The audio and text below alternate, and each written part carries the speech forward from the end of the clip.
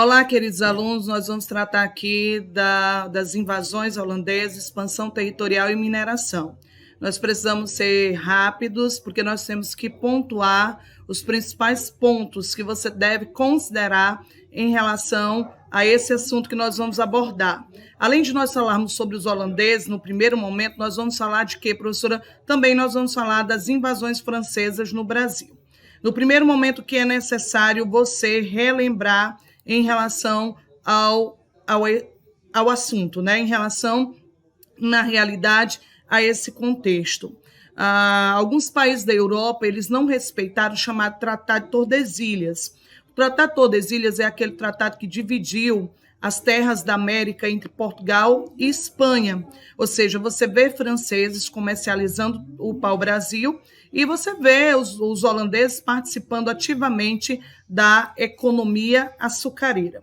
Então, durante o século XVI, né, entre 1555 e 1567, os franceses se reuniram e, com o apoio do governo francês, eles invadiram a Baía de Guanabara. Eram franceses calvinistas que viviam fugindo de perseguições religiosas, eles queriam montar, de fato, uma colônia de povoamento e também de exploração no território brasileiro, mas foram expulsos. Depois nós vamos ver outra investida francesa em São Luís do Maranhão. O objetivo deles, na realidade, era atacar navios espanhóis carregados de prata que vinham do Caribe. Lá eles também foram expulsos e fundaram a chamada Guiana Francesa. O principal destaque dessas invasões se dá em relação aos holandeses. Por quê? Porque os holandeses, na realidade, eles estabeleceram domínio no Nordeste, que ficou conhecido historicamente como Nordeste holandês. O que você tem que lembrar? Entre 1580 e 1640, houve a formação da União Ibérica. Por que essa União Ibérica, gente, ela foi formada? Dom Sebastião, ele morreu, né, na batalha em Alcácer Quibir, no norte da África. Ele era muito jovem, não tinha herdeiros. O herdeiro mais próximo dele era o tio dele, o tio-avô Dom Henrique, que assumiu o trono, mas não permaneceu porque terminou falecendo. E aí Felipe II era o herdeiro mais próximo, ele era rei da Espanha, e ele reivindicou o trono e conseguiu ocupar o trono, tá certo? O trono português. Portanto, todas as terras de Portugal passaram para o domínio da Espanha. Essa é a chamada União Ibérica, a união entre a coroa portuguesa e a coroa espanhola sob domínio da Espanha. A Holanda foi prejudicada justamente por quê, professora? Porque os holandeses, na realidade, eles tinham uma rivalidade com a Espanha. E aí os espanhóis impuseram, né, o chamado um bloqueio econômico, proibindo os holandeses de comercializarem com o açúcar brasileiro. Mas você sabe muito bem que quando nós falamos sobre atividade açucareira no Brasil, que os holandeses eles financiaram as primeiras construções, os primeiros engenhos, os holandeses transportavam, os holandeses refinavam o açúcar, né, e também terminavam comercializando o açúcar na Europa. Tentaram invadir primeiramente Salvador, não deu certo, e aí nós vamos ver que eles terminaram invadindo Pernambuco. Ou seja, eles invadiram as duas regiões mais produtoras de açúcar naquele contexto, nesse contexto que nós estamos falando, que é o chamado contexto, gente, do chamado século XVI, né? Então, eles invadiram o Brasil durante essa fase que nós estamos abordando, melhor dizendo, durante o chamado século XVII. Eles invadiram mais uma vez a Bahia. O objetivo era controlar o centro político administrativo da colônia.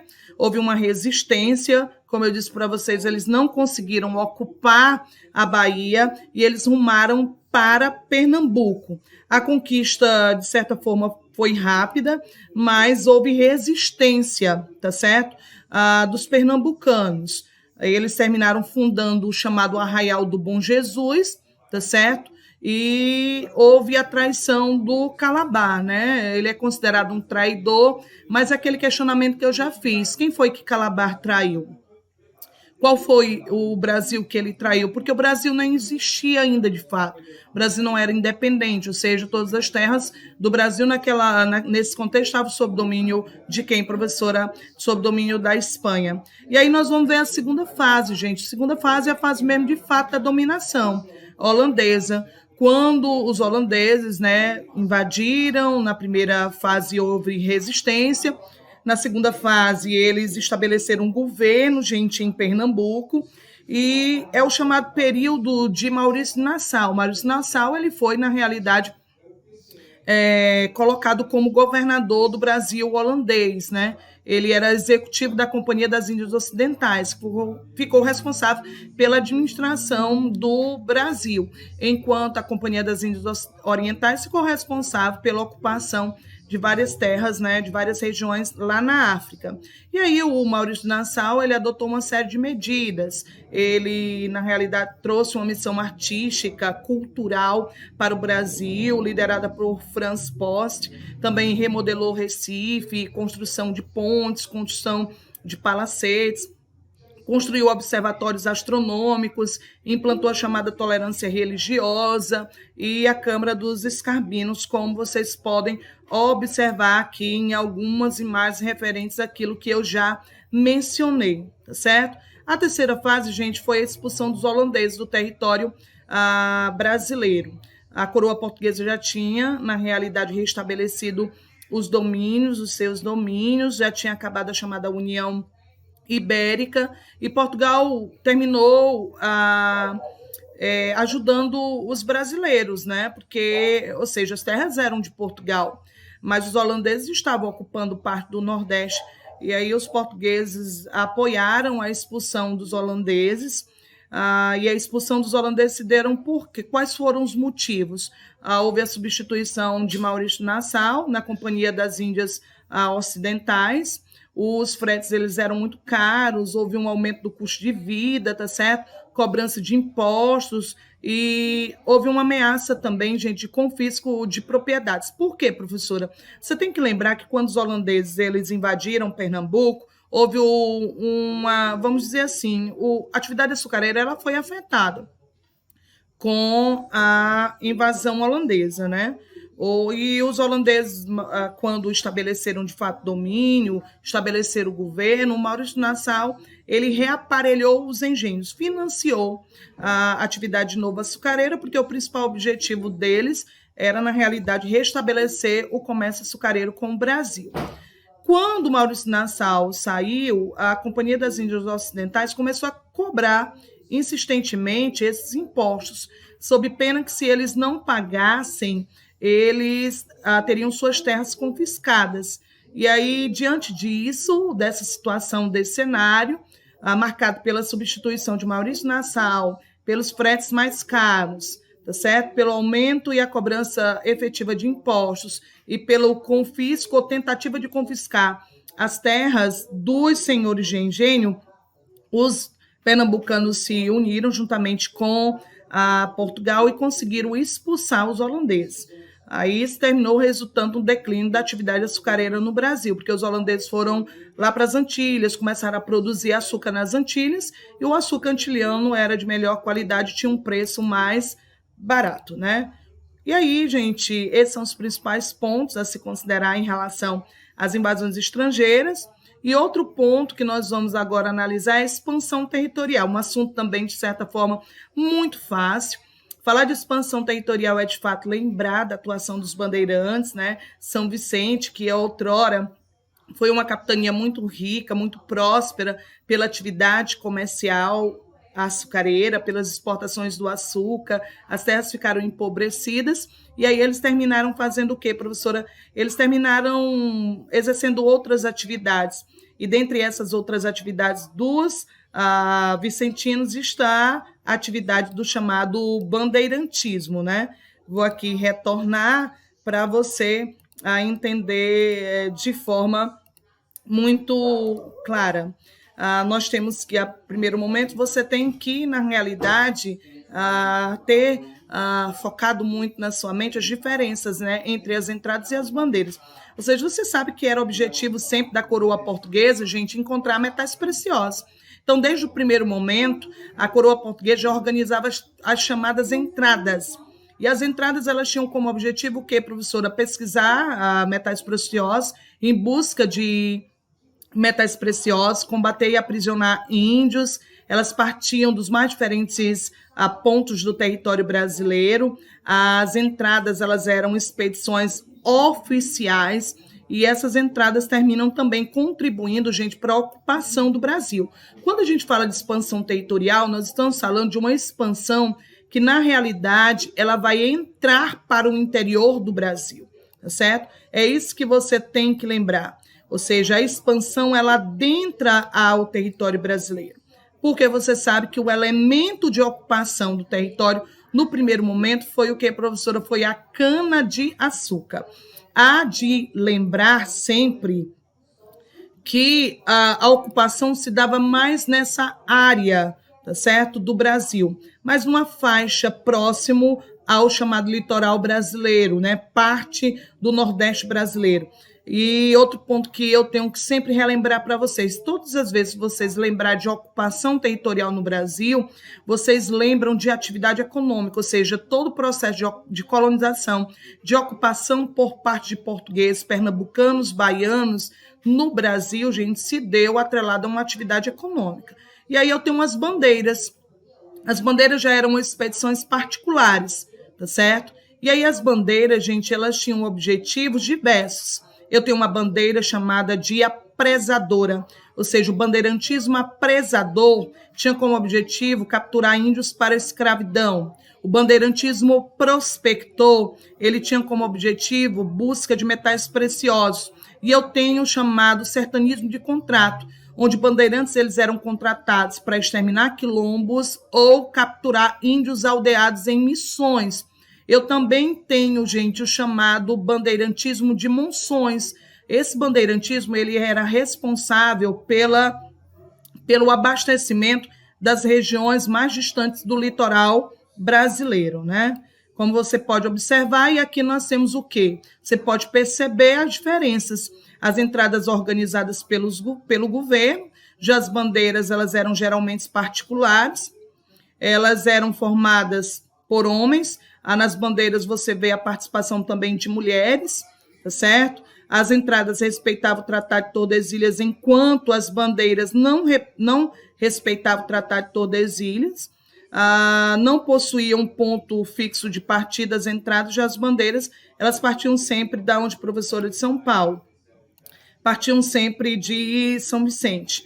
Outro elemento, gente, de ocupação do Brasil foi a pecuária. A pecuária, vocês não podem esquecer, que é o menor número de escravos. O gado antes ele era criado dentro dos engenhos, a coroa portuguesa terminou proibindo.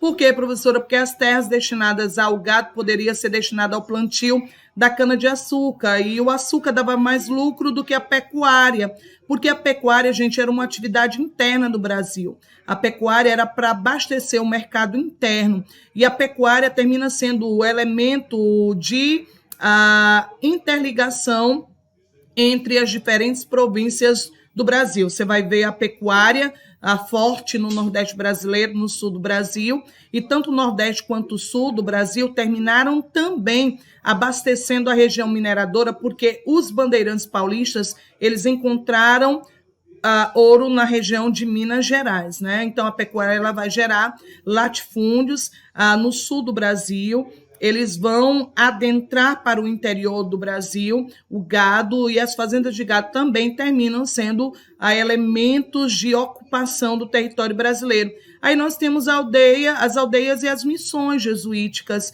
ou seja, você sabe muito bem que os jesuítas vieram com o objetivo de catequizar os índios no Brasil. Então, diante dessa realidade, dessa ocupação para além do Tratado de Tordesilhas, a coroa portuguesa, juntamente com a Espanha, assinaram alguns tratados. Dentre esses tratados, como você pode observar, está o tratado chamado de Utrecht. Por esse tratado, estabelecia que o rio Oiapoque, no limite da fronteira entre o Brasil e a Guiana Francesa, né? Então, esse é o Tratado de Utrecht, foi estabelecer um limite, né, entre o Brasil e a Guiana Francesa. Esse limite seria o rio Oiapoque. Aí vem outro Tratado de Utrecht, assinado esse entre Portugal, como você pode observar aqui, e a Espanha. E aí, por esse tratado, estabelecia que a colônia do Sacramento pertenceria ao Brasil. E aí nós vamos ver, no caso, a Portugal, certo? Porque as terras brasileiras eram terras da coroa portuguesa. E a gente vai ver o Tratado de Madrid. Esse tratado aqui é o tratado que vai permanecer, gente, tá certo? É o tratado que você tem que focar também. De 1750, assinado entre Portugal e Espanha. A colônia de Sacramento, que aqui passou a pertencer ao Brasil no Tratado de Utrecht, passou a pertencer à Espanha. E a região dos Sete Povos das Missões pertenceriam a quem, gente? A Portugal. Ou seja, a colônia de Sacramento foi para a Espanha e a região dos Sete Povos das Missões foi para Portugal. Os jesuítas não gostaram dessa decisão e os índios terminaram, na realidade, não cumprindo esse tratado, se posicionaram contra o cumprimento desse tratado, e aí houve a chamada Guerra Guaranítica. Diante dessa realidade, foi assinado outro tratado, que é o Tratado de Santo Ildefonso, outro tratado assinado entre Portugal e Espanha, onde a colônia do Sacramento e os Sete Povos das Missões passaram a pertencer à Espanha. E o último, gente, tratado foi o chamado Tratado de Badajoz. Esse Tratado de Badajoz ele vai confirmar o Tratado de Madrid. Por esse Tratado de Madrid, a colônia de Sacramento pertenceria à Espanha e os Sete Povos das Missões passaram a pertencer a Portugal, tá certo? Isso aqui é a primeira análise, nesse primeiro momento, tá bom? E nós vamos já dar continuidade falando sobre o que, professora? Fique comigo, que agora nós vamos falar sobre a mineração no Brasil. Como eu disse para vocês, agora nós vamos dar continuidade à nossa revisão. Agora nós vamos falar, gente, de mineração. Nós vamos pontuar os principais fatos em relação à descoberta do ouro no Brasil. O que é que nós vimos? Mencionei para vocês que os bandeirantes foram aqueles que encontraram ouro na região de Minas Gerais. Era a realização do velho sonho português. Vocês não podem esquecer que os portugueses, eles viajaram de tão longe, eles se lançaram ao desconhecido, ao chamado Mar Tenebroso, que é o Oceano Atlântico, em busca de metais preciosos, e conseguiram. As primeiras descobertas desse metal se deram no final do século XVII. No momento, gente, em que Portugal vivia uma crise econômica com a queda das exportações do açúcar. Tu lembra lá do que eu falei, que os holandeses invadiram o Nordeste brasileiro, eles foram expulsos, e aí eles começaram a produzir açúcar nas Antilhas, o açúcar brasileiro entrou em declínio. Então, quando Portugal estava passando por essa crise relacionada à atividade açucareira, os bandeirantes paulistas, aqueles que proporcionaram, aqueles que foram elementos para a ocupação do interior do Brasil, descobriram ouro na região que ficou conhecida como a região das Gerais, tá certo? Descobriram ouro de aluvião. E nós vamos ver escravos, né, africanos, especialistas na mineração.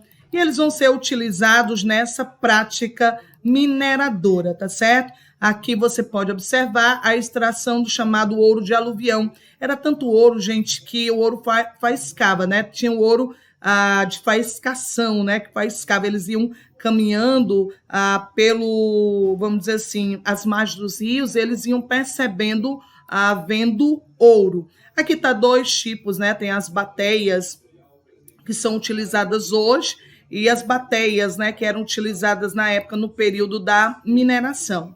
E aí, como o ouro foi descoberto, houve uma corrida frenética, gente, para o interior do Brasil, né? Para o Brasil, porque o ouro ele proporcionava um lucro muito mais rápido do que esse comparado à atividade açucareira. Aí a gente vai ver, gente, surgimento de várias cidades, né? Como Vila Rica, que hoje é Ouro Preto, Ribeirão do Carmo, Mariana, São João del Rei, Sabará. Foi encontrado também diamantes no Brasil, tá certo? E aí, nesse contexto, a população na época do ouro, a população da região de Minas Gerais, alcança 15% do total de habitantes do Brasil durante esse período. Mas aí, gente, como vieram vários portugueses, as tensões, elas cresceram, e aí surge ocorre, melhor dizendo, a chamada Guerra dos Emboabas, ou seja, uma tensão entre paulistas que descobriram as jazidas e os portugueses que foram vindo, né, para essa região do Brasil, que eram denominados de emboabas. A tensão aumenta porque esses portugueses começam a controlar o abastecimento de mercadorias na região. E após vários confrontos com os emboabas, nós vamos ver o episódio chamado de Capão da Traição, quando os emboabas, na realidade, foram mortos e os portugueses terminaram vencendo o embate, né? E o conflito teve fim, eles tiveram que sair da região, os paulistas tiveram que sair da região, porque os portugueses tiveram êxito, os paulistas perderam esse conflito e foram se refugiar onde, professora? E foram em busca de metais preciosos, terminaram encontrando metais preciosos em Mato Grosso e Goiás, ok? Aí nós vamos ver aqui, professora, a consequência de quê? As consequências, melhor dizendo, da Guerra dos Emboabas. Eu tenho um controle da metrópole mais firme, uma fiscalização mais intensa, haja vista que Portugal já tinha estabelecido muito antes do quinto, que era 20% de todo o ouro que fosse encontrado no Brasil, era para a coroa portuguesa, mas a coroa portuguesa vai fiscalizar, administrar ainda mais a região. São Paulo foi elevada à categoria de cidade, foi criada também a capitania de São Paulo e Minas do Ouro. Como eu disse para vocês, os paulistas perderam essa Guerra das Emboabas e terminaram encontrando ouro em Mato Grosso e no Goiás, né? E em Goiás. Tá aqui como você pode observar, tá certo? A mudança da configuração territorial do Brasil durante essa fase que nós estamos abordando. E aqui tá aqui as regiões, gente, onde foram descobertos metais preciosos, né, no Brasil, como ouro e diamantes, como eu mencionei para vocês. E aí, diante dessa realidade, né, que foi a descoberta desses metais preciosos em território brasileiro, a coroa portuguesa, na realidade, criou um órgão chamado de Intendência das Minas, né? Era o principal órgão, tinha a responsabilidade de fiscalizar a exploração, cobrar os impostos, tá certo? E leiloar as datas, tá certo? Aqui nós temos distribuir datas, que eram lotes para exploração, mas era mediante o leilão, certo? Fiscalizar a atividade açucareira, como eu já mencionei, julgar as questões referentes ao desenvolvimento dessa atividade na região mineradora e cobrar os impostos, que era 20%, tá certo? De todo ouro explorado na região de Minas Gerais. Aí você pode observar, tá certo? A intendência, né? Aonde funcionava as chamadas intendência das minas durante o período que nós estamos analisando.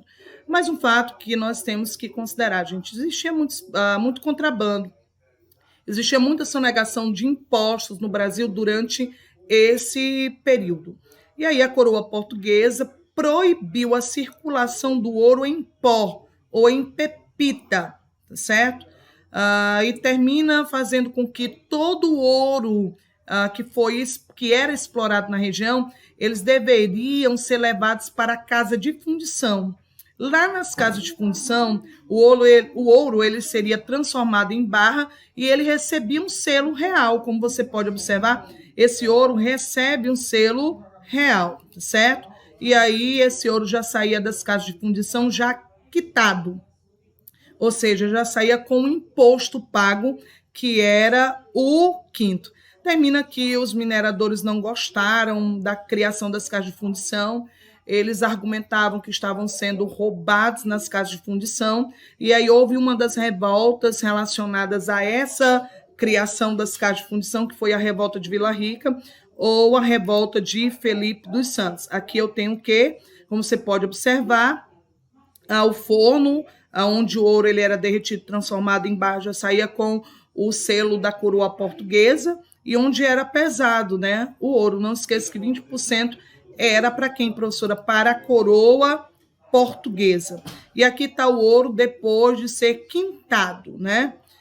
Transformado em barra, já saía com o imposto pago, que era os 20%. Esse podia circular livremente, porque era o ouro legal, certo? Era o ouro legal durante esse período. O que eu já disse para vocês, já destaquei esse fato. Houve uma revolta chamada de Revolta de Vila Rica, ou Revolta de Felipe dos Santos. Ela acontece justamente por causa da criação das casas de fundição, tá certo? Ok? Esse é o principal motivo. Foi liderada por Felipe dos Santos. Esse terminou sendo morto e esquartejado, e o seu corpo colocado em praça pública. Outra prática muito comum, gente, de contrabando durante esse período era o chamado santo pau oco, né? Eles utilizavam muitos santos, né, para fazer esse contrabando, no caso, os mineradores. Disse para vocês que não foi só descoberto ouro no Brasil, também foi diamantes, e aí, gente, as atenções da coroa portuguesa, o rigor da coroa portuguesa foi muito maior no distrito, né, diamantino, certo? Foram encontrados diamante no chamado Arraial do Tijuco, hoje atual a Diamantina. Era difícil controlar o contrabando e a cobrança de impostos sobre os diamantes. A coroa portuguesa termina entregando, gente, a extração a particulares, mediante o que? Um contrato. Aí vai surgir a figura do contratador. E esse contratador ele deveria entregar parte da exploração dos diamantes para quem? Para a coroa portuguesa. Mas em 1771, a coroa portuguesa terminou, gente, resolvendo assumir diretamente a exploração da região de Diamantina, né, através da intendência e cria paratal, né, para fiscalizar, para explorar a região, a intendência dos diamantes. Aí esse órgão ele tinha plenos poderes sobre a população, gente, tinha poder de justiça também, poder de lei, e existia um rigor muito grande em tudo que saía dessa região onde foi descoberto o ouro, que é o chamado Arraial do Tijuco, certo?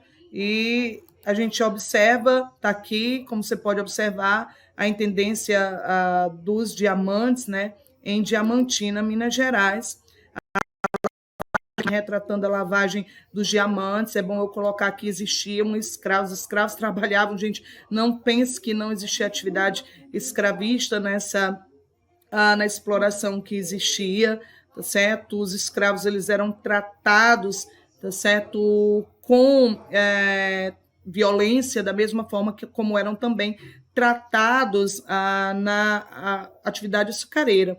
Você não pode considerar, existiam até relatos que alguns escravos terminavam, né, tendo seus cabelos, né, muito curtos, porque para não colocar ouro, ou colocava máscara de Flandres para que eles não pudessem engolir ouro e nem pepitas de diamantes. Aí aqui eu vou, na realidade, destacar. Como você já pôde observar, houve um desenvolvimento urbano, né? Uma intensa urbanização, com o surgimento de novas cidades, tá certo? Ou seja, cidades essas que surgiram em função da exploração do ouro. A região tornou-se um excelente mercado comprador de diversas regiões. Nós vamos ver, como já disse para vocês, o Sul e o Nordeste vendendo carne para a região mineradora. Posteriormente, eles começam a implantar suas fazendas de gado, certo? Então, houve uma integração entre as mais diferentes províncias. Houve surgimento de uma classe média, tá certo? Na região, mas parte da população, quase a metade da população, ela era composta por escravos. A região de Minas Gerais, no primeiro momento, gente, passou por crise de abastecimento, né, da região, porque na medida que eles foram indo para lá, a situação não era muito boa de se viver no interior do Brasil, né, mas as coisas elas foram acontecendo e a gente vai ver que houve uma ascensão social de fato de quem, professora? Dos mineradores, uma sociedade mineradora, né, uma sociedade que se enriquece com a exploração do diamante, com a exploração do ouro, uma sociedade que ganha muito dinheiro com o comércio. Portugueses controlavam a atividade comercial no Brasil ou com o artesanato. Nós vamos ver que os investimentos na mineração, gente, eles não tinham muitos gastos nesses investimentos, tá certo? Na exploração do ouro, como se tinha para se montar um engenho. A riqueza concentra-se nas mãos de poucos, como eu já disse para vocês, nas mãos desses mineradores. A pobreza imperava na região de Minas Gerais. Então, eu tenho uma sociedade, gente, que não tem ampla mobilidade social. De fato, eu tenho uma sociedade urbana, mas uma sociedade que não tem muita mobilidade social, como você pode observar, tá certo? A base da sociedade composta, na realidade, por quem, professora? Por escravos. E aí, gente, por que o ouro entrou em crise, né? Finalzinho do século XVII, o ouro entrou em crise, né?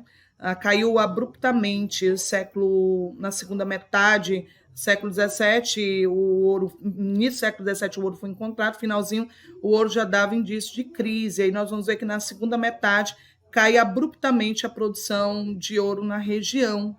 E o governo português dizia que o contrabando e a negligência com o trabalho eram os principais motivos, né, para esse declínio, para essa queda na exploração. Mas não se tinha técnicas avançadas, na época não se utilizava na região de Minas Gerais. A coroa termina tomando algumas medidas mais rígidas de cobrança de impostos, mesmo mediante a queda na produção, a queda na exploração do ouro.